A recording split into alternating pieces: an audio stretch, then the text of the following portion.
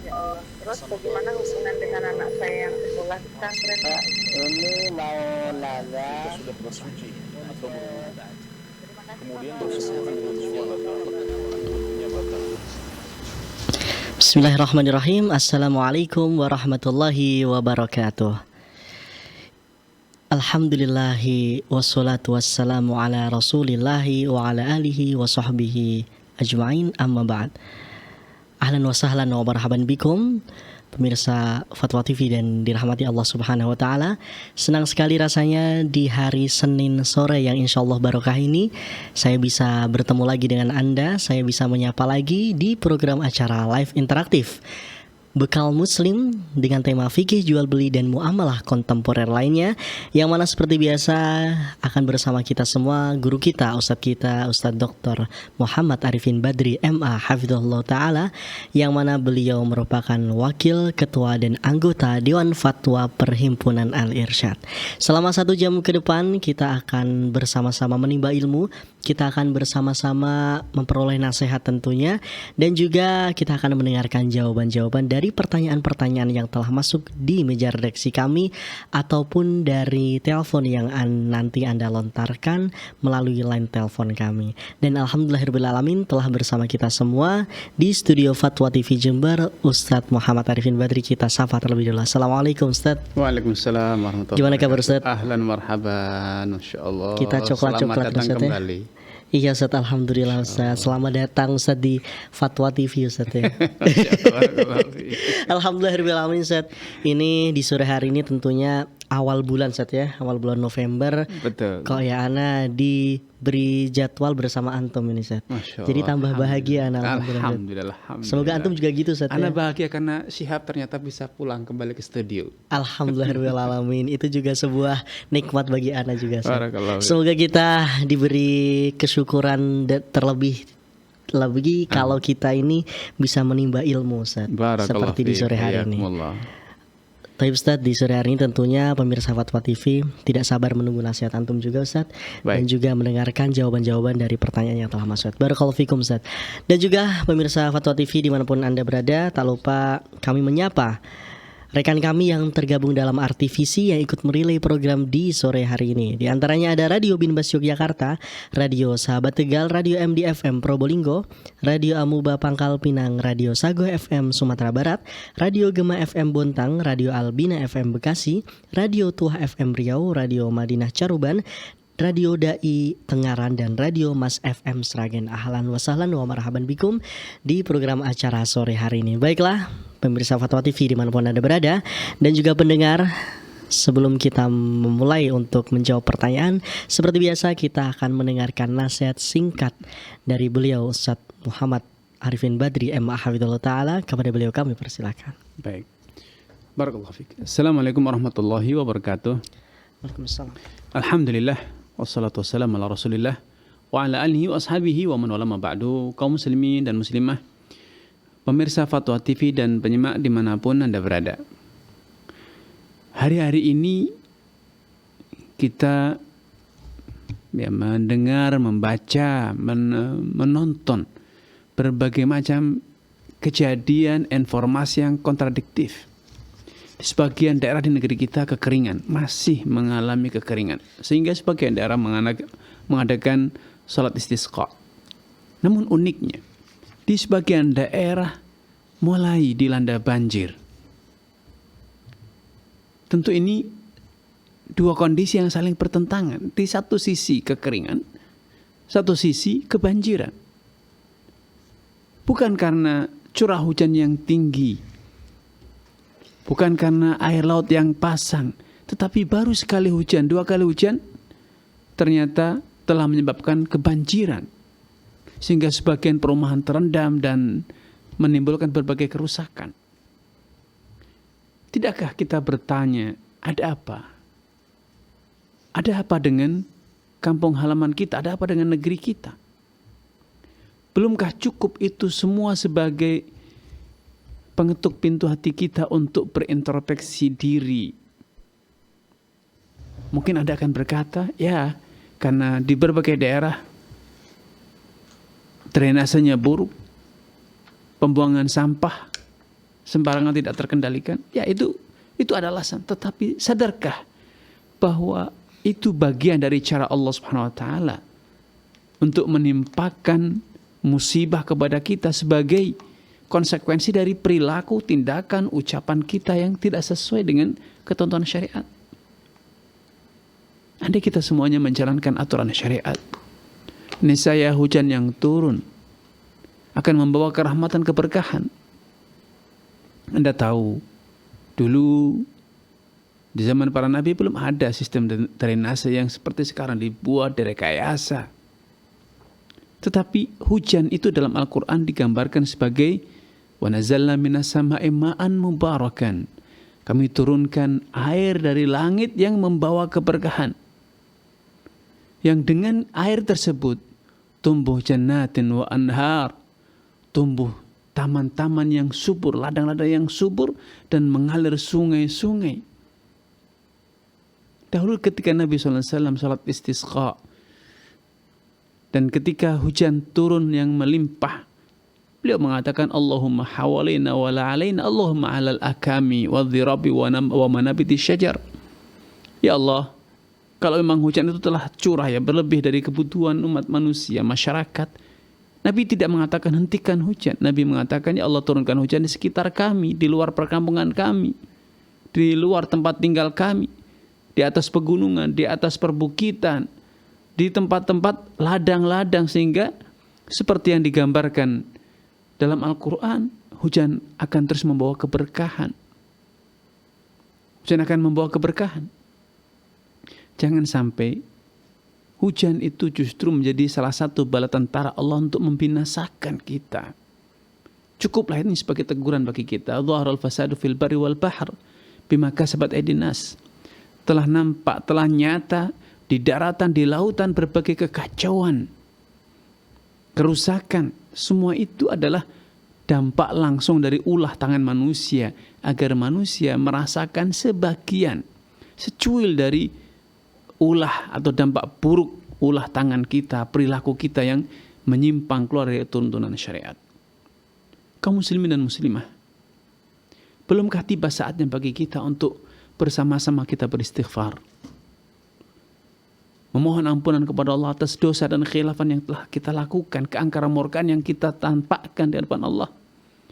Alam ya'ni lil ladzina amanu an takhsha'a qulubuhum li dzikrillahi wa ma nazala minal haqq. Belumkah tiba saatnya bagi seluruh orang yang beriman untuk jiwanya tunduk, pasrah, mengakui di hadapan Allah Subhanahu wa taala, dan kemudian tunduk patuh kepada ma nazala minal haqq, kebenaran yang Allah turunkan, yaitu Al-Quran dan Sunnah, agama Islam.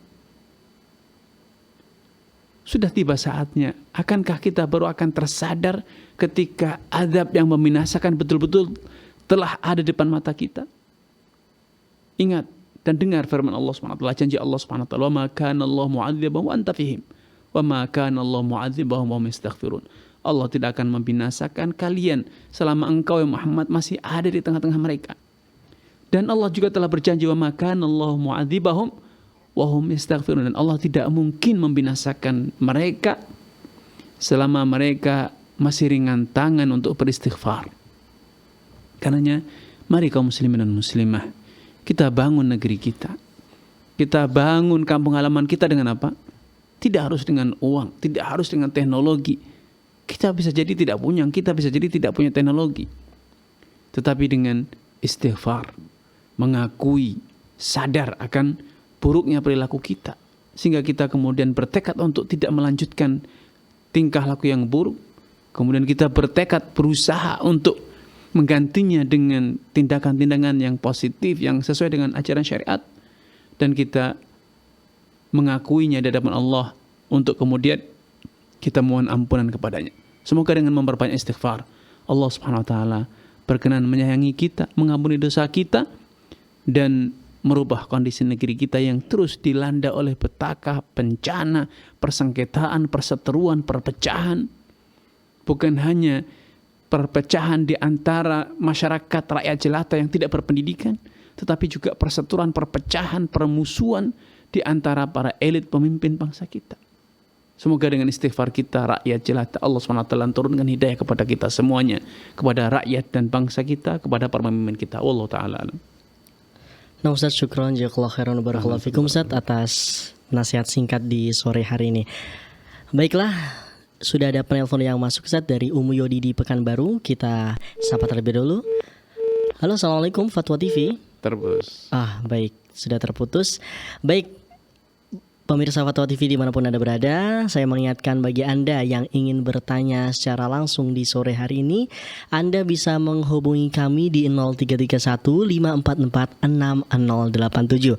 Kami batasi satu penelpon, satu pertanyaan untuk bergantian dengan yang lainnya. Sekali lagi, kami ingatkan bagi Anda yang ingin bertanya di sore hari ini berkaitan dengan fikih jual beli dan muamalah kontemporer lainnya, Anda bisa bertanya kepada Ustadz Muhammad Arifin Badri secara langsung di sore hari ini di 0331 544 6087. Kami tunggu pemirsa. Baik, ini tadi Umu Yodi sudah tersambung kembali Ustadz. Kita sapa. Halo, Assalamualaikum Fatwa TV. Waalaikumsalam warahmatullahi wabarakatuh. Baik, silahkan Umu Yodi dengan pertanyaannya. Iya. Assalamualaikum Ustaz. Waalaikumsalam warahmatullahi wabarakatuh. Silakan Ibu. Ya, izin melanjutkan pertanyaan dari member WhatsApp di Rosa Ustaz. Ya. Begini Ustaz, ada yang berminat belajar trading. Syaratnya nggak boleh deposit uang real minimal 3 bulan. Jadi hanya pakai akun demo. Setelah 3 bulan akan dievaluasi. Jika dipandang tradingnya profitable, akan didanai minimal 20 USD. Jadi tidak pakai uang pribadi. Berlaku hanya untuk anggota grup ini saja dan anak kandungnya yang sudah di atas 18 tahun. Baik. Ya. Nah, begitu pertanyaannya Ustaz. Oh, boleh Baik. satu lagi Ustaz? Baik. Terima kasih Umu Yodi atas pertanyaannya. Barakallahu fiik. Silakan Ustaz. Oh, Baik. Baik, barakallahu fiikum wa athabakumullah kepada Ummu Yodi yang di Pekanbaru. Semoga Allah SWT menampakkan taufik kepada Ummu Yodi, keluarga dan juga seluruh pemirsa dimanapun Anda berada. Trading saham ya, jual beli saham yang ada saat ini baik online, ya, biasanya online ya. Seringkali itu hanya permainan spekulasi alias perjudian. Karena membeli di pagi hari, dijual di sore hari tanpa ada serah terima fisik barang yang diperjualbelikan. Ya, di pagi hari dijual di harga misalnya Rp4.000, di sore hari dijual di harga Rp4.025 atau sebaliknya dan seterusnya. Sehingga dalam kondisi semacam ini akan terjadi untung rugi dari sekedar transaksi tanpa ada serah terima fisik, tanpa ada pembayaran pelunasan, yang ada hanya sekedar membayar sejumlah DP ya, uang muka, yang kemudian nanti di sore hari akan terjadi penutupan sehingga terjadi hitung-hitungan apakah terjadi kenaikan atau penurunan. Nah ini praktek semacam ini adalah riba ya, judi. Apalagi seringkali saham yang ditransaksikan itu tidak ada sahamnya. Tidak ada karena tidak pernah diserah terimakan. Dan juga seringkali itu bukan milik penjual. Itu saham-saham yang dikelola oleh para broker, ya, bukan milik broker. Bukan milik broker. Dan saham itu sekali lagi tidak dijual belikan. Makanya tidak pernah terjadi serah terima. Sehingga jual beli saham itu boleh halal bila jual belinya betul-betul real, bukan sekedar fiktif. Trading yang ada di masyarakat, di pasar-pasar saham itu, yang short selling ya, pagi beli sore dijual, itu adalah fiktif. Itu sekedar untuk kedok, untuk sebagai data saja, permainan data yang intinya adalah tebak-tebakan. Ini saham ini bakal naik, saya pasang sekian. Itu intinya seperti itu. Sehingga yang realnya itu adalah judi. Tapi kalau memang betul-betul terjadi jual beli saham sehingga ada serah terima saham, pemindahan saham dari penjual kepada pembeli, dan suatu saat nanti ketika harganya naik atau memang ada kebutuhan, pembeli menjual kembali, menjual ulang sahamnya kepada pasar, maka ini jual beli biasa normal. Sehingga bila perusahaan penerbit saham itu bergerak di bidang yang halal, maka halal. Namun realnya trading, sekali lagi trading yang ada di masyarakat, beli pagi jual sore di penutupan di sore hari, itu semuanya adalah judi, bukan jual beli. Wallahu ta'ala alam. Nah Ustaz, syukron jazakallahu khairan barakallahu fikum atas jawabannya Ustaz. Baik, sudah tersambung penelpon selanjutnya Ustaz. Ada Ibu hamba Allah di Tangerang, kita sapa. Halo, Assalamualaikum Fatwa TV. Waalaikumsalam warahmatullahi wabarakatuh, Ustaz. Baik, Ibu Silakan, silakan Ibu. dengan pertanyaan Ibu. Baik. Syukran, Ustaz. Ustaz, Assalamualaikum Waalaikumsalam warahmatullahi wabarakatuh. Silakan Ibu. Assalamualaikum Ustaz. Izin bertanya, ini berkenaan dengan donasi Ustaz. Ya. Bolehkah donasi ketika dikumpulkan niat awalnya untuk katakanlah Ibu H, beliau ini sakit, namun dikarenakan tidak jadi, lalu dialihkan ke kas RT. Itu niatnya bagaimana ya Ustaz? Mohon Baik. penjelasannya Ustaz. Baik. Sudah cukup Ibu. Jazakumullah khairan wa barakallahu fiik. Baik, barakallahu. Baik. Baik. Barakallahu fiik wa athabakumullah. Semoga Allah SWT menambahkan taufik dan hidayah kepada ibu, keluarga dan juga seluruh pemirsa dan penyimak dimanapun Anda berada. Bahwa kalau kita lihat substansi dari orang berdonasi, niatnya mereka biasanya, saya katakan biasanya bukan selalu ya, biasanya mereka hanya sekedar ingin mencari pahala, meringankan beban orang yang kesusahan, membantu orang yang sedang terjepit. Sehingga siapapun yang kemudian sakit, sebetulnya dia tidak ada maksud bahwa ini hanya si fulan atau si fulana yang sakit, tetapi karena memang dia ingin mendapatkan pahala. Bila dari para donatur semacam itu niatnya, maka ketika ternyata yang sakit itu sudah sembuh atau dananya sudah tercover, sudah tercukupi, kemudian dialihkan untuk yang lainnya, pasien yang lain yang sakit dan membutuhkan, atau untuk proyek lain yang lebih bermanfaat, maka insya Allah tidak masalah. Ya, maka insya Allah tidak masalah karena donatur dalam hal ini tetap mendapatkan pahala, bahkan bisa jadi pahalanya lebih berlimpah seiring dengan kemanfaatan dana yang disalurkan tersebut. Namun kalau ternyata pihak donatur memang dia berdonasi karena memang untuk si fulana ini, Anda yang lainnya beliau tidak akan ikut berdonasi atau tidak ikut berdonasi, maka bila memang dari para donatur bersyarat memang ini donasi untuk orang tersebut bukan untuk orang lain, maka ya amanahnya harusnya disalurkan kepada pihak yang memang dituju, dan kalau memang tidak bisa disalurkan karena dana sudah tercukupi, maka ya dikembalikan atau minimal minta izin kepada para donatur bahwa dananya akan disalurkan untuk yang lain, untuk proyek lain, kegiatan lain yang sama-sama bermanfaat ya, atau bahkan bisa jadi lebih bermanfaat.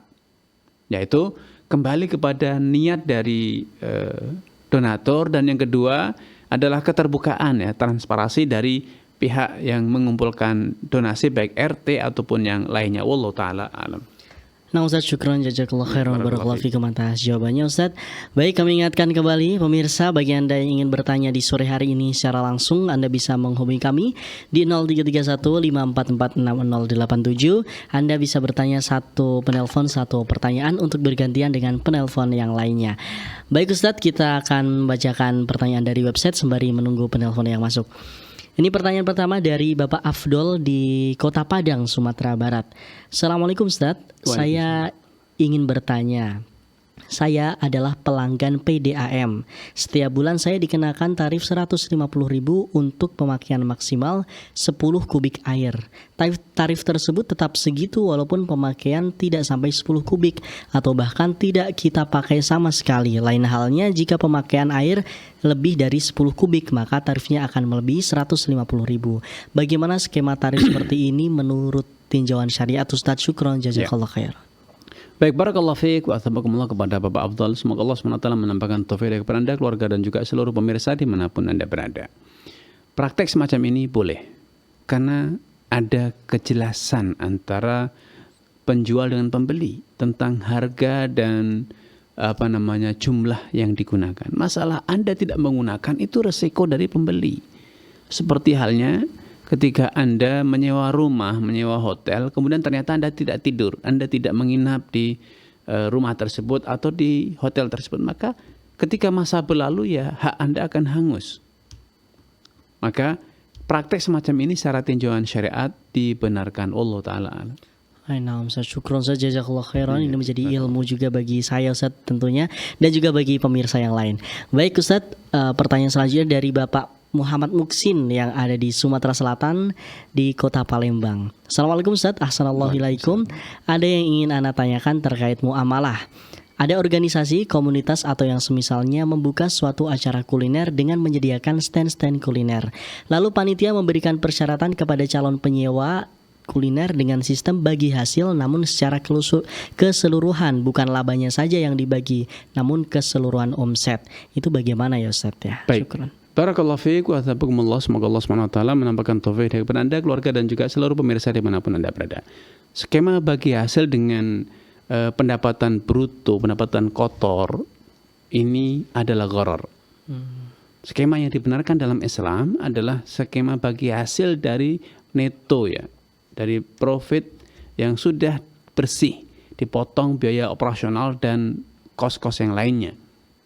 Adapun ketika kerjasama bagi hasil namun realnya yang dibagi adalah pendapatan kotor, artinya nominal uang yang didapat sebelum dipotong oleh berbagai macam biaya, maka ini gharar. Karena bisa jadi setelah dipotong biaya-biaya ternyata penjual tidak mendapatkan keuntungan. Maka ketika penyedia atau EO, event organizer-nya tetap mendapatkan bagi hasil, maka berarti ini ada tindak kezaliman. Penjual tidak dapat keuntungan, tapi ternyata penyelenggara mendapatkan keuntungan. Ya kalau memang tidak siap dengan skema sewa-menyewa, menyewakan booth, menyewakan space kepada penjual dengan harga tertentu, ya jangan gunakan skema bagi hasil namun dengan pembagian hasil bruto. Tetapi kalau memang mau bagi hasil ya betul-betul komitmen dengan skema yang benar sesuai aturan syariat sehingga betul-betul adil. Ketika ada keuntungan yang dibagi adalah keuntungan bersih setelah dipotong berbagai kos yang keluar baik modal, sewa dan lain sebagainya. Wallahu taala alam. Nah Ustaz, syukron jazakallah khairan wa barakallahu fikum atas jawabannya Ustaz. Kita beralih ke penelpon selanjutnya Ustaz. Ada Ibu Neneng di Makassar. Kita sapa. Halo, Assalamualaikum Fatwa TV. Waalaikumsalam. Baik Ibu Neneng, silahkan dengan pertanyaannya. Assalamualaikum Ustaz. Waalaikumsalam warahmatullahi. Silakan Ibu. Ingin bertanya seperti ini. Saya ini kan selalu sholat subuh tapi selalu terlambat. Ya. Ya. Masalahnya selalu pusing. Cemasnya selalu pusing. Kalau bangun pusing karena nggak sehat kan. Ya. Ya. Cara menggantinya macam mana? Telatnya itu sampai keluar waktu atau cuma sekedar telat dari berjamaah Ibu? Iya, telat. Sampai keluar waktunya? Iya. Baik Ibu. Baik, pertanyaannya cara menggantinya Ibu ya. Iya. Baik. Ibu. Terima kasih Ibu. Barakallahu fiik. Silakan Ustaz. Baik, barakallahu fiik wa athabakumullah. Semoga Allah SWT menampakkan taufik kepada Ibu, keluarga dan juga seluruh pemirsa dimanapun Anda berada. Orang yang dalam kondisi sakit atau punya uzur, misalnya safar, maka orang yang dalam kondisi sakit sehingga susah untuk sholat tepat pada waktu, boleh ya menjamak zuhur dengan asar, maghrib dengan isya. Adapun sholat subuh maka tidak bisa dijamak dengan sholat apapun, tidak bisa didahulukan ke sholat isya ataupun ditunda hingga sholat zuhur. Sholat subuh hanya boleh ditunaikan pada waktunya. Nah yang kedua, siapapun yang kemudian ternyata karena satu atau lain hal tidak bisa mengerjakan sholat pada waktunya, maka ketika dia bisa mengerjakan di luar waktunya maka itu disebut qadha. Akan tetapi yang patut saya tekankan di sini bahwa syariat Islam itu sangat mudah memberikan keringanan-keringanan yang menjadikan setiap orang itu seharusnya idealnya bisa mengerjakan syariat sesuai dengan kondisi yang ada. Kalau ternyata misalnya pada kondisi sholat subuh, pada waktu sholat subuh telah tiba, kita tidak bisa sholat dengan berdiri, maka sholatlah dengan duduk. Tidak bisa dengan duduk, maka bisa dengan berbaring. Kalau tidak bisa berwudu, maka dengan tayamum. Ya, sehingga sebetulnya tidak ada alasan untuk menunda sholat sampai keluar waktunya. Maka saya sarankan kepada ibu bahwa kalaupun nanti ketika tiba waktunya sholat, ibu merasa pusing, ibu tetap boleh berwudu, kemudian sholat dengan duduk, kemudian sholat dengan berbaring ya. Sehingga ibu tetap menjalankan sholat pada waktunya. Namun saya mengidentifikasi ya, nampaknya ada something wrong, ada sesuatu yang bermasalah pada diri ibu. Karena ketika atau setiap kali sholat subuh ibu merasa pusing. Bisa jadi ini adalah ada gangguan dari jin. Karena itu saya sarankan kepada ibu untuk berwudu dengan betul-betul meniatkan mencari kesucian, bukan hanya lahir, kesucian batin. Kemudian setelah berwudu, ibu sholat sunnah dalam rangka mendekatkan diri kepada Allah, memohon pertolongan kepada Allah Subhanahu wa taala, memohon petunjuk kepada Allah, dan kemudian dilanjutkan dengan membaca Al-Qur'an dengan niat ya, mencari petunjuk, karena memang Al-Qur'an itu diturunkan sebagai petunjuk hidup kita, dan juga sebagai media memohon kesembuhan kepada Allah, perlindungan kepada Allah dari gangguan-gangguan makhluk halus. Karena ketika pusing itu hanya datang di saat-saat tertentu, di waktu sholat subuh, ya itu memang indikasi bahwa ada sesuatu yang tidak beres. Ada sesuatu yang tidak beres. Karena kalau orang sakit itu tidak pilih-pilih waktu. Tidak pilih waktu ya. Ya kalau sakit ya sakit seterusnya. Bukan ketika tiba waktunya sholat sakit, kemudian selesai waktu sholat, kemudian sehat kembali.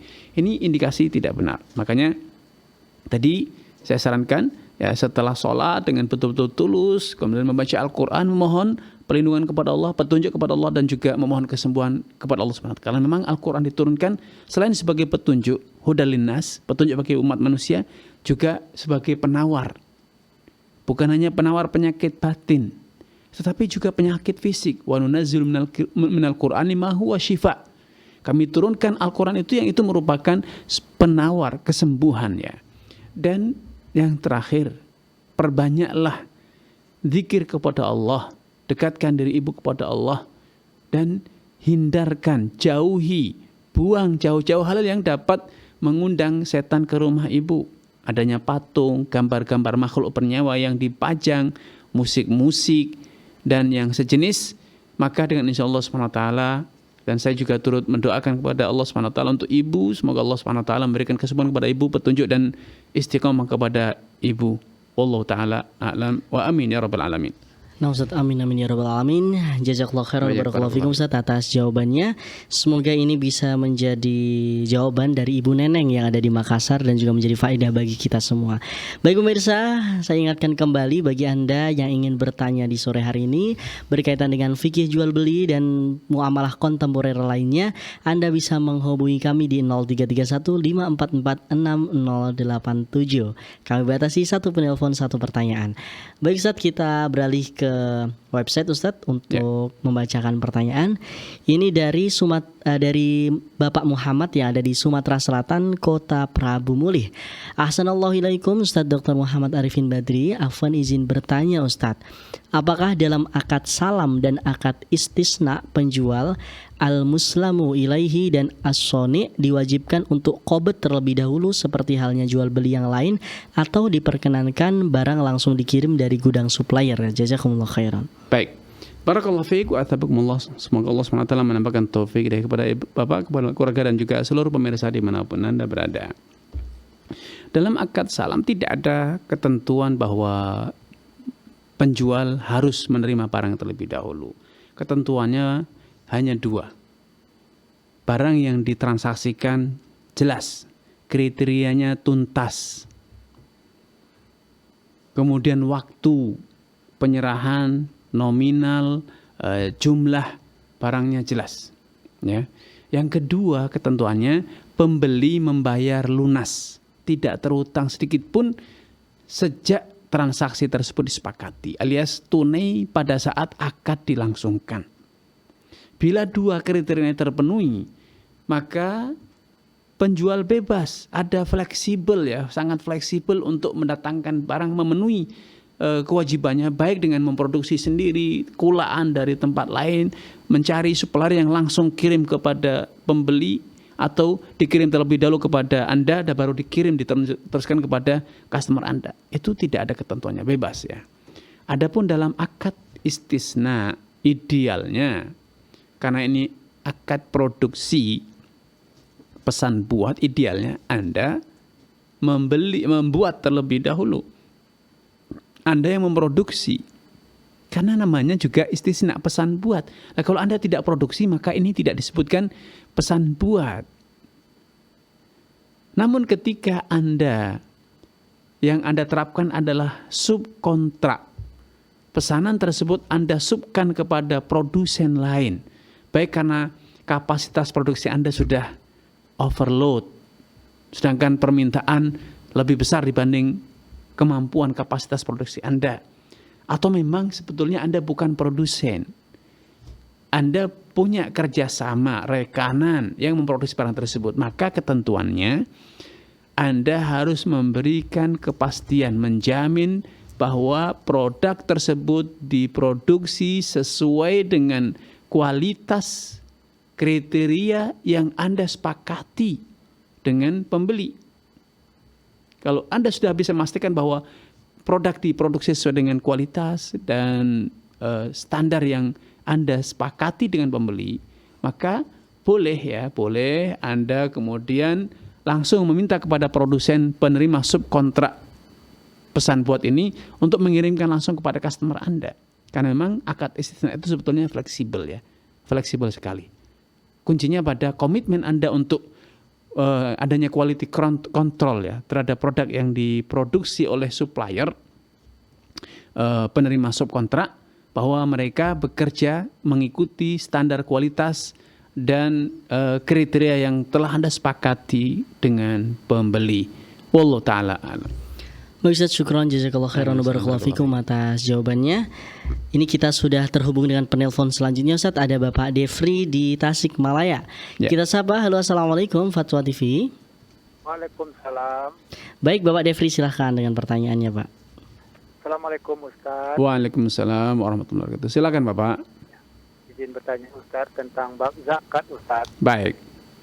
Saya tuh insya Allah mau mengeluarkan zakat Ustaz. Baik Bapak. Jadi dalam hal ini yang mau saya tanyakan, selama ini uang tersebut dipinjam saudara saya, jadi baru 2 minggu ini dikembalikan. Ya.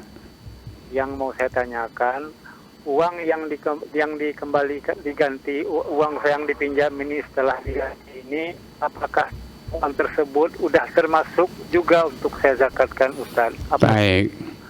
Udah masuk 1 tahun nisabnya gitu. Ya. Baik Bapak. Ya. Sudah Bapak ya? Ya, terima kasih. Ya. Baik. Terima kasih. Warahmatullahi wabarakatuh. Waalaikumsalam warahmatullahi Baik, barakallahu fiik wa athabakumullah kepada Bapak Defri ya. Semoga Allah SWT menampakkan taufik kepada Bapak Defri, keluarga dan juga seluruh pemirsa dimanapun Anda berada. Bila memang uang yang Bapak Defri miliki, tabungan yang ada ditambah dengan piutang yang ada di tangan orang tersebut sudah mencapai nisab, atau bahkan tabungan yang ada di Bapak Defri itu sudah mencapai nisab dan yang dihutang pun itu sebetulnya tidak mengurangi sedikit pun dari batas nisab, maka semua itu diakumulasi bagian dari harta yang wajib dizakati. Karena walaupun hari ini atau kemarin dalam sekian tempo waktu harta itu tidak ada di tangan kita, tetapi status kepemilikannya masih melekat dengan dari kita. Karena kita harus ingat, Allah Subhanahu wa taala mewajibkan zakat itu atas orang yang punya harta. Karena dia punya harta, akhirnya dia berstatus sebagai orang kaya, berkecukupan. Nah, orang kaya itu kriterianya dalam aturan syariat, minimal kekayaan diakui sebagai orang kaya itu adalah ketika Anda atau kita punya harta yang melampaui 1 nisab dan itu berlangsung selama 1 haul, 1 tahun. Tidak pernah susut dari batas minimal nisab. Walaupun realnya harta tersebut mungkin sebagian terhutang. Tidak masalah, tapi karena status kepemilikannya tidak berubah. Kita tetap statusnya punya harta melebihi 1 nisab dan telah berlalu 1 haul. Maka hukum asalnya kita wajib membayar. Sehingga walaupun hari ini belum dibayar karena memang belum jatuh tempo, misalnya ya, sedangkan Bapak Defri punya kekayaan lain yang telah mencapai nisab, maka itu tetap diakomodir, tetap dihitung dari harta yang wajib dizakati, sehingga secara kumulatif harta yang ada di tangan dengan yang terhutang itu dikalkulasi, dihitung, kemudian totalnya dikalikan dengan 2,5%, maka itulah zakat yang harus kita keluarkan. Wallahu ta'ala a'lam. Nah Ustaz, syukron, jazakallahu khairan wa barakallahu fikum Ustaz atas jawabannya dari pertanyaan Bapak Devri yang ada di Tasikmalaya. Baik Ustaz, kita akan membacakan pertanyaan dari website Ustaz. Ini berkaitan dengan zakat lagi Ustaz ya. Dari Bapak Zainal Abidin di Makassar, Sulawesi Selatan. Bismillahirrahmanirrahim, izin bertanya, apakah zakat mal untuk harta yang sama setiap tahun harus dikeluarkan walaupun jumlahnya tetap, misal uang 1 miliar, tahun depan harus dikeluarkan karena cukup nisabnya? Jazakallahu khairan. Baik, barakallahu fiik wa tabakumullah kepada Pak Zainal ya. Ya. Semoga Allah SWT menambahkan taufik kepada Pak Zainal di Makassar. Makassar. Ya, Masya Allah. Keluarga dan juga seluruh pemirsa dan penyimak dimanapun Anda berada. Para ulama membagi harta zakat itu menjadi 2 bagian. Yang pertama, harta yang zakatnya cukup sekali, yaitu hasil pertanian. Kalau kita punya pertanian misalnya padi, tahun ini kita menghasilkan 10 ton dan kita keluarkan zakatnya ketika panen. Kemudian padi tersebut kita simpan dalam bentuk gabah, sehingga setahun ke depan kita masih punya simpanannya gabah tersebut, gabah kering. Maka tidak lagi dizakati. Tidak lagi dizakat karena zakat pertanian sekali, yaitu ketika panen. Namun ketika aset yang kita miliki atau kekayaan yang kita miliki adalah berupa uang, hewan ternak, atau harta perdagangan, maka zakatnya itu berulang-ulang setiap tahun. Berulang-ulang setiap tahun. Ya, sehingga tahun ini kita zakat, tahun lalu kita zakat, tahun depan kita zakat kembali. Walaupun bisa jadi harta kita tidak bertambah.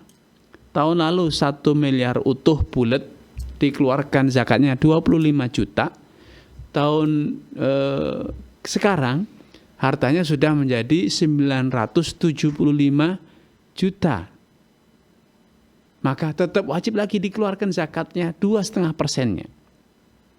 Ya, 2,5% dari 975 juta. Ketika tahun depan hartanya juga tidak bertambah, bahkan bersusut karena dikeluarkan zakatnya, maka selama harta itu masih mencapai nisab, maka wajib dizakati.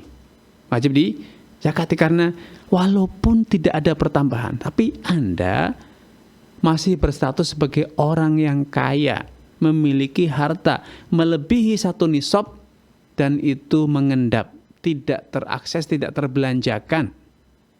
Ya, dan hartanya masih tetap melebihi 1 nisab, maka Anda wajib menzakatinya setiap tahun. Wallahu ta'ala a'lam. Nah Ustaz, syukron, jazakallahu khairan wa barakallahu fikum atas jawabannya Ustaz. Pertanyaan selanjutnya dari kota hujan Ustaz, kota Bogor di Jawa Barat. Dan kota angkot dulu. Iya, sekarang juga masih ada kayaknya. Berkurang angkotnya. Oh, berkurang. Baik Ustaz, pertanyaannya dari Ibu Zahra Aulia Rahmah. Assalamualaikum Ustaz, Afwan izin bertanya, apakah boleh kita menerima beasiswa dari pemerintah yang kalau tidak salah sumber dana beasiswanya itu berasal dari APBN? Apakah beasiswa ini diperbolehkan untuk kita pakai dan ambil Ustaz? Syukron, jazakallahu khairan. Baik, barakallahu fiik wa tabakumullah. Semoga Allah SWT menambahkan taufik kepada Ibu Aulia ya. Keluarga dan juga seluruh pemirsa dimanapun Anda berada. Ya, kalau kita berbicara tentang pemerintah ya sumber dananya dari APBN. Negara tidak punya sumber dana lain. Karena apapun pemasukan negara, maka ketika mau dialokasikan dalam program-programnya, maka itu namanya APBN, anggaran pendapatan belanja negara. Maka sebagai rakyat, sebagai masyarakat, warga negara, kita boleh menggunakan harta-harta tersebut atau memanfaatkan, sekali lagi yang lebih tepat mungkin memanfaatkan atau ikut menggunakan, mendapat manfaat dari program-program pemerintah. Urusan dari mana negara mendapatkan APBN dipungut dari berbagai macam pendapatan, maka itu bukan tanggung jawab masyarakat, bukan tanggung jawab rakyat. Itu yang akan dimintai pertanggungjawaban kelak di hari kiamat adalah siapa? Para pemimpin kita yang membuat aturan, membuat regulasi dan kemudian menjalankan aturannya. Mereka yang akan dimintai pertanggungjawaban dari mana program negara dibiayai. Apakah dari utang, apakah dari pendapatan perusahaan-perusahaan BUMN atau yang lainnya. Adapun rakyat, maka rakyat akan ditanya, dari mana engkau mendapatkan fasilitas dari negara? Kalau kita mendapatkan dengan cara yang legal, tanpa manipulasi, tanpa rekayasa, jujur, dan memang kita berhak mendapatkannya, dan kemudian kita manfaatkan sebaik-baiknya, maka insya Allah itu semuanya halal. Wallahu ta'ala alam. Baik Ustaz, syukron, jazakallah khairan wa barakallahu fikum Ustaz. Pertanyaan selanjutnya dari Kepulauan Riau Ustaz, di Batam. Ada Ibu Zahiyah Jannah. Assalamualaikum warahmatullahi wabarakatuh. Waalaikumsalam. Ustadz, bolehkah sebagai seorang akhwat menjadi konten kreator? Alasannya karena sudah lelah mendapatkan pekerjaan yang tidak mengutamakan sholat serta pakaian yang kurang tertutup. Syukron. Baik. Barakallahu fiik wa thabakumullah. Semoga Allah SWT menambahkan taufik hidayah kepada Anda, keluarga, dan juga seluruh pemirsa dimanapun Anda berada. Di dunia ini ya tidak ada yang bebas dari masalah. Kita diam di rumah saja masalah. Apalagi kita keluar rumah. Kita berada sendiri, seorang diri di suatu tempat, itu pun masalah. Apalagi kita berinteraksi dengan orang luar. Tetapi ada tidaknya masalah itu bukan standar sukses dan juga bukan parameter tolak ukur kualitas diri kita di hadapan Allah SWT. Kualitas diri kita adalah seberapa hebat, seberapa kuat kita dalam menetapi ketentuan syariat, menjalankan hukum Allah, dan seberapa kuat kita mempertahankannya di hadapan tantangan-tantangan. Di hidup ini tidak ada yang bebas tantangan. Ketika Anda menjadi konten kreator, Anda akan mendapatkan fee ya. Dari siapa? Dari misalnya YouTube. Kalau Anda lihat, kenapa Anda mendapatkan komisi tersebut, fee tersebut?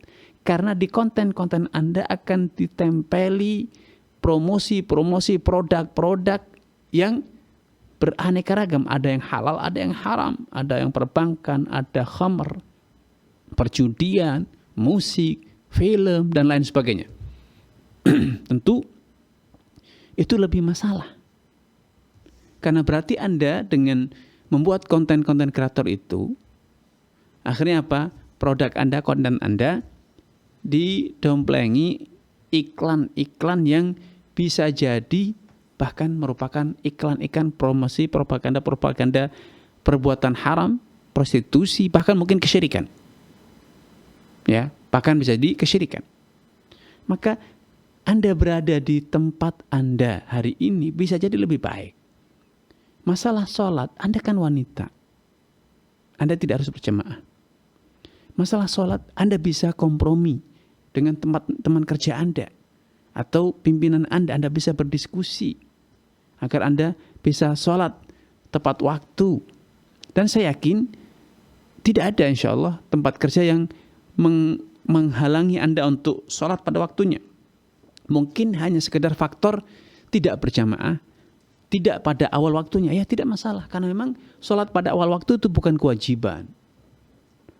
Dan sholat berjamaah bagi kaum wanita bukan kewajiban. Ya, sehingga ini masih bisa dikompromikan. Masalah pakaian, Anda bisa komunikasi bagaimana Anda bernegosiasi agar Anda bisa bekerja dengan pakaian yang menutup aurat, tidak membentuk badan, tidak transparan, jauh dari hal yang dapat menggoda lawan jenis, dan lain sebagainya. Demikian pula suasana kerja. Anda bisa kondisikan, Anda bisa diskusikan dengan pimpinan Anda ataupun rekan kerja Anda sehingga suasana kerja Anda betul-betul kondusif sesuai dengan idealisme kita. Tapi sekali lagi, tidak ada pekerjaan yang tanpa masalah. Wallahu ta'ala. Nah Ustaz, syukran, jazakallah khairan wa barakallahu fikum. Ini menjadi faedah bagi kita semua tentunya. Karena masalah pekerjaan itu tidak ada masalah. Pasti ada masalah. Hidup kita ini adalah masalah. Ustaz. Kenapa ada masalah? Karena kita hidup. Kalau sudah mati, maka barulah berakhir masalah kita. Selama hidup kita akan bermasalah. Nah, baik dengan keluarga, tetangga, saudara, masyarakat semuanya, dan bahkan dengan diri sendiri. Betul. Yeah. Iya. Nikah juga masalah, Ustaz ya. Iya, apalagi nikah. Iya, Ustaz. Menggabungkan masalah sendiri dengan masalah orang lain. Tapi Ustaz, kita beralih ke penelpon selanjutnya, Ustaz. Sudah tersambung.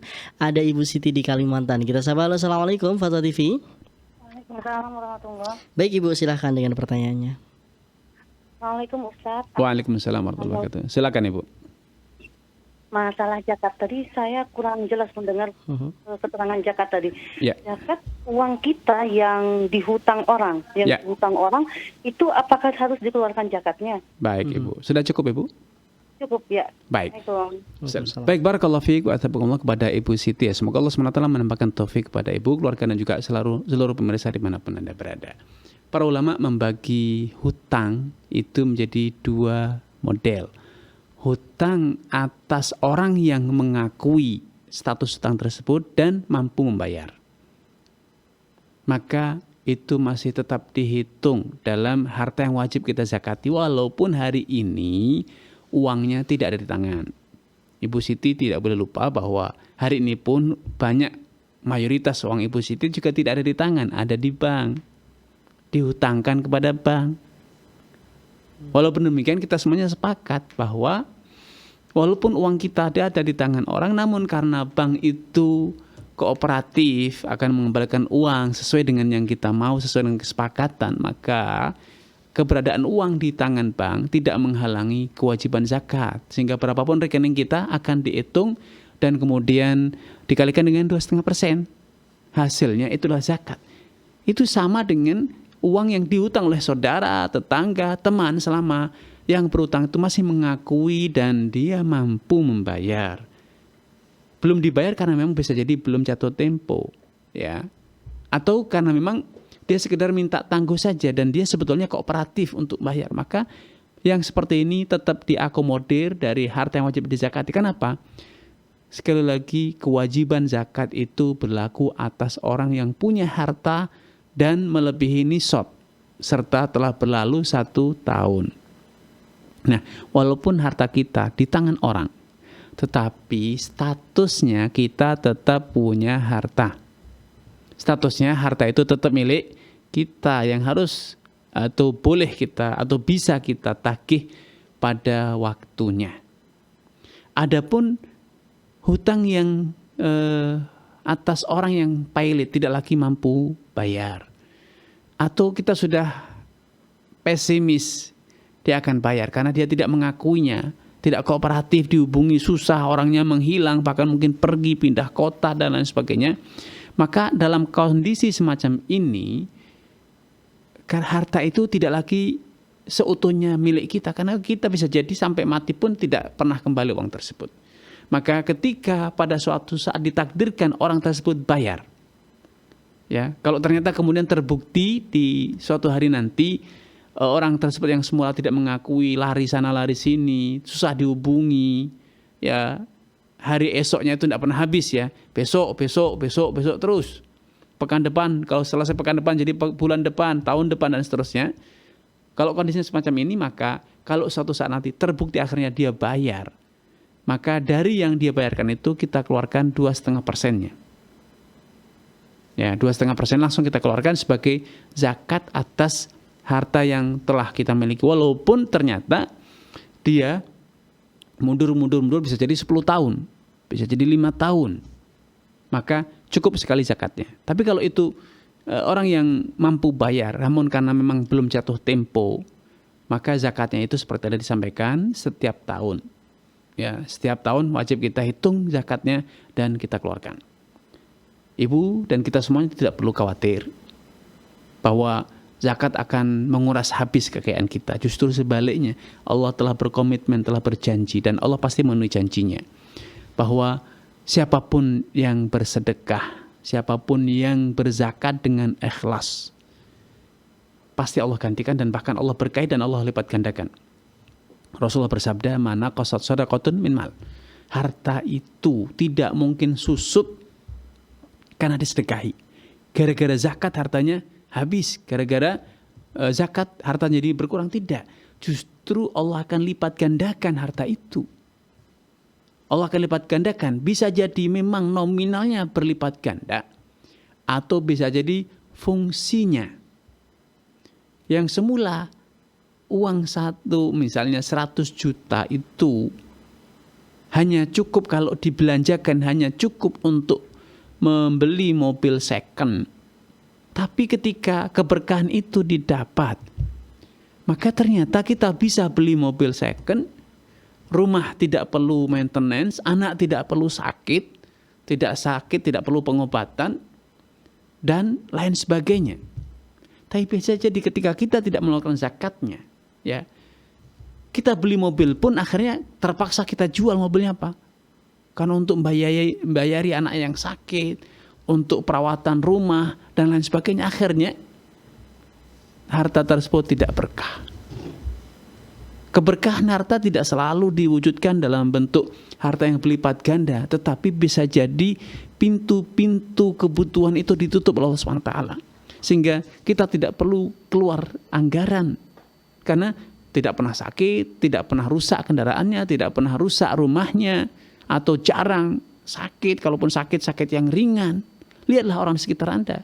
Betapa banyak orang yang dikit-dikit sakit dan sekali sakit butuh pembiayaan yang besar.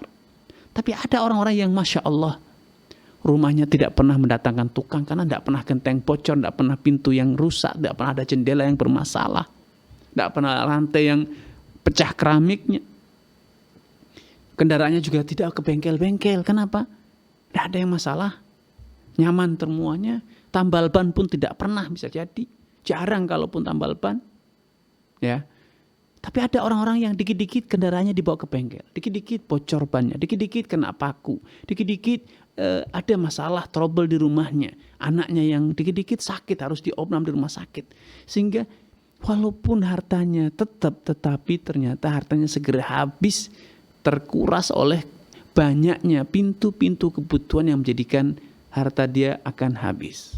Karena itu mari kita buka mata kita, hati kita untuk kemudian tunduk dan patuh menjalankan perintah Allah dalam hal zakat tanpa perlu khawatir, karena ini adalah komitmen, ini adalah janji Allah bahwa sedekah tidak akan mengurangi harta kita. Bahkan yang terjadi sebaliknya, Allah akan melipat gandakan harta kita baik nominalnya ataupun kemanfaatannya. Sehingga harta kita bisa jadi sedikit tapi ternyata sangat fungsional, sangat bermanfaat, sehingga berbagai macam kebutuhan dapat terpenuhi dengan harta yang terbatas tersebut. Allah Ta'ala. Masya Allah Ustaz, penjelasan yang sangat lengkap dan jelas Ustaz ya. Ini semoga bisa menjawab pertanyaan dari Ibu Siti yang ada di Kalimantan dan juga tentunya menjadi faedah bagi kita semua. Baik Ustaz, pertanyaan terakhir Ustaz dari Bapak Zat di Pangkal Pinang, Kepulauan Bangka Belitung. Assalamualaikum Ustaz, bagaimana cara memberitahu mertua dan suami yang telah masuk bisnis MLM? Hati ini gundah setiap saya dilibatkan dan susah untuk menolak karena diminta bantuan oleh mertua dan suami saya. Beliau-beliau ini meyakini bisnis MLM tidak haram dan tidak mengandung riba, tapi sepengetahuan saya yang namanya jual beli harus jelas, bukan seperti investasi dan dijanjikan bonus-bonus yang belum jelas. Sedangkan kalau selama 3 tahun tidak menjalankan bisnisnya, member hangus. Mohon nasihatnya Ustaz. Baik. Barakallahu fiik wa athabakumullah kepada Ibu Zat ya nampaknya, ya, Zat. bukan Bapak ya. Oh iya, suami. Semoga Allah SWT menambahkan taufik hidayah kepada ibu, keluarga dan juga seluruh pemirsa dimanapun Anda berada. Ya, dakwah itu memang butuh waktu, butuh strategi, dan tidak kalah penting dari semua itu butuh taufik dari Allah SWT, hidayah dari Allah SWT. Karena itu kalau Anda sudah berusaha menasihati, datangkan penjelasan dari orang-orang yang paham tentang seluk-beluk bisnis MLM, baik dari ahli marketing ataupun dalih agama yang paham tentang hukum MLM. Dan kemudian juga jangan lupa ketuk pintu langit, ketuk pintu Allah Subhanahu wa taala untuk memberikan hidayah, membuka pintu hati suami Anda, keluarga Anda agar mereka bisa melihat fakta bisnis MLM yang seutuhnya, tidak silau dengan janji-janji manis, propaganda-propaganda para marketing MLM yang ujung-ujungnya itu hanya sekedar janji manis. Korbannya siapa? Korbannya karib kerabat, saudara dekat, sahabat dekat, tetangga dekat, atau bahkan anak istri kita, menantu kita, mertua kita menjadi korbannya.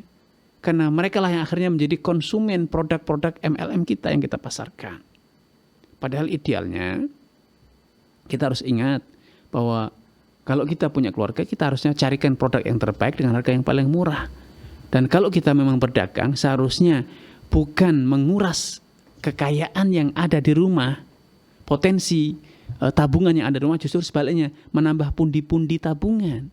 Bukan masalah malah tabungan anak, istri, tetangga, mertua, menantu, sahabat, tetangga kita yang terkuras oleh bisnis kita. Ujung-ujungnya anak istri kita, tetangga kita, menantu kita menjadi konsumen primer dari produk yang kita pasarkan. Karena memang sebetulnya sistem MLM itu adalah kamuflase strategi untuk mengikat customer, downline, anggota beserta orang-orang sekitarnya agar mereka terikat menjadi customer loyalis dari produk-produk yang dipasarkan dengan skema MLM. Wallahu ta'ala alam. Nah Ustaz, syukron jazakallah khairan barakallahu fikum Ustaz. Itu tadi sekaligus menutup perjumpaan kita di sore hari ini Ustaz. Alhamdulillahirrahmanirrahim. Nah Ustaz, syukron jazakallah khairan Ustaz. Semoga alamat studio tidak terlupakan lagi siap ya. Ustaz. Ana selalu ingat studio Fatwa TV Jember ini Ustaz. Alhamdulillah. Syukron saja jazakallah khairan telah hadir di studio ini Ustaz. Semoga antum sehat-sehat selalu Ustaz ya. Amin ya rabbal alamin. Barakallahu fikum Ustaz. Baik pemirsa Fatwa TV dimanapun Anda berada, alhamdulillah usai sudah perjumpaan kita di sore hari ini. Telah banyak sekali faedah dan juga nasihat yang kita dapatkan. Semoga apa yang kita dapatkan ini bisa menjadi pahala dan juga kita bisa mengamalkan di setiap hari kita. Amin ya rabbal alamin. Baik pemirsa dan pendengar dimanapun Anda berada, bagi Anda pemirsa yang ingin mengetahui rangkaian acara di Fatwa TV lebih detail, Anda bisa mengunjungi website kami di www.fatwatv.id dan Anda bisa update tanya jawab di www.dewanfatwa.com/tanya-jawab. Dan juga pemirsa, kami ingatkan bahwasannya kami ngajak pemirsa guna memanfaatkan peluang untuk berjuang bersama kami dalam syiar dakwah Islam di Fatwa TV melalui rekening aktif kami yang bisa Anda saksikan di layar kaca Anda atas nama Yayasan Pilar Media Komunikasi dan atas nama Dewan Fatwa Perhimpunan Al-Irsyad. Dan juga jangan lupa saksikan di malam hari ini ada program acara live interaktif konsultasi Islam bersama Ustaz Dr. Musyafa Ad-Darini MA Hafizullah Ta'ala setiap hari Senin pukul 20 waktu Indonesia Barat, live dari studio Fatwa TV Jember. Baiklah pemirsa dan pendengar dimanapun Anda berada, akhirnya kita tutup perjumpaan di sore hari ini dengan doa kafaratul majlis. Subhanakallahumma wa bihamdika asyhadu an la ilaha illa anta astaghfiruka wa atubu ilaik. Saya mewakili kerabat kerja yang bertugas pamit undur diri. Wassalamualaikum warahmatullahi wabarakatuh. Ya Allah. Terus bagaimana hubungan dengan anak saya yang sekolah di pesantren? Ini mau nanya. Sudah bersuci atau berwudu, kemudian bersentuhan dengan suami